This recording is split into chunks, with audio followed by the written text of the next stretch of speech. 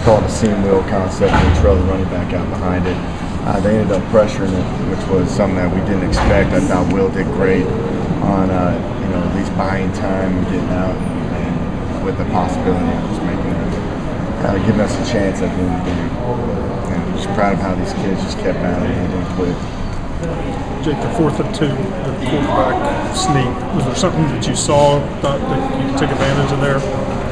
First half, Will kept it. I think it was under center. 4th and 2. I think it was 4th and 2. Yeah. It was something that we just thought that we were going to go with. It was something that we were pretty confident about. And we went out there and just didn't execute. And then the 3rd and 5. It looked like a zone read. The defensive end looked like he crashed, but then the linebacker got down. Was that an execution? Right. Just missed a block there? They made a good play. They did. They played a little bit different than how they showed on tape. Something that we were confident in. Where we went to an unbalanced and put everybody over to the right side that we could at least isolate. West go out on another guy, and they ended up trailing the safety behind to make a play on Will. You got your tight ends involved a lot earlier the last 3 games, but not so much today. Were they throwing different looks at them? Or was that? They did a pretty good job.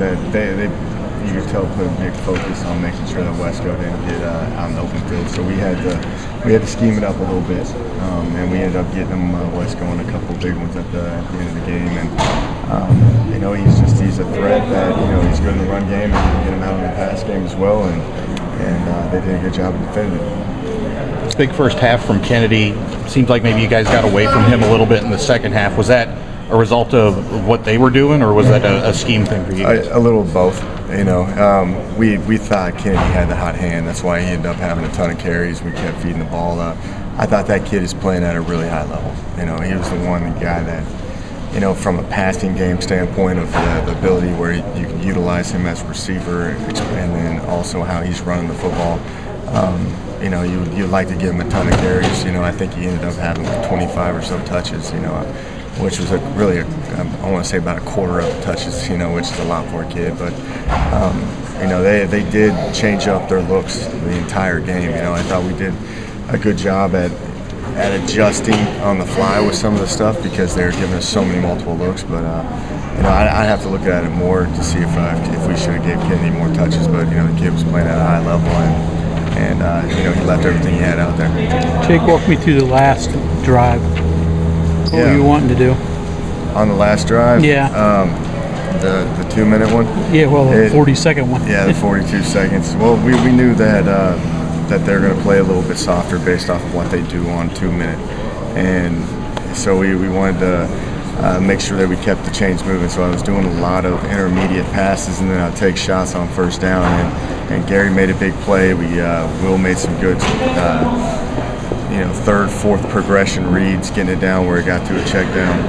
And we got it into a fighting chance. That's a tough drill. We hadn't been in those situations that often, but I thought that we handled it well, and we put ourselves in position to maybe have a chance to win it.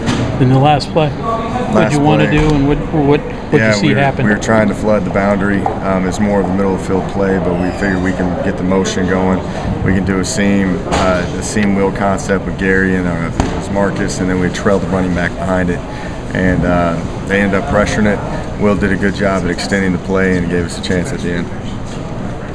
It seemed like there were a lot of drops out there today. How much did that hurt you guys, just being able to keep that momentum going? It does. You can sit back and critique a lot of different plays that happen in this. When you get in these shootouts and I don't know how many we snapped it like 90 times. That's a lot for a game, and you can critique a lot of these things. There's going to be things that happen with these kids. You could try to play as perfect as you possibly can, but it's not going to be that realistic. But I thought those kids fought. And that's all I ask of them, is them that they go out there and fight every day, and they do. I've been asked what the player of the fumble was called. Was the naked design? It was a read concept with a defensive end. We know they were so heavy, pinch oriented on those short yardage plays, and they pinched the defensive end. We had West go loop for another guy, and they ended up playing a little bit different in what they showed, and they scraped that safety over the top. made it a one-on-one play with Will, and he ended up making a good play. Jake, this was disappointing, obviously. Not going to get in the playoff now, but you guys can still win the Big 12 title. You can get to the Big 12 title game by winning next week. How do you bounce back on a short week, knowing that would still be a monumental accomplishment? Yeah, I think these kids, I know they're hurt right now, which we put a lot of time and effort into it.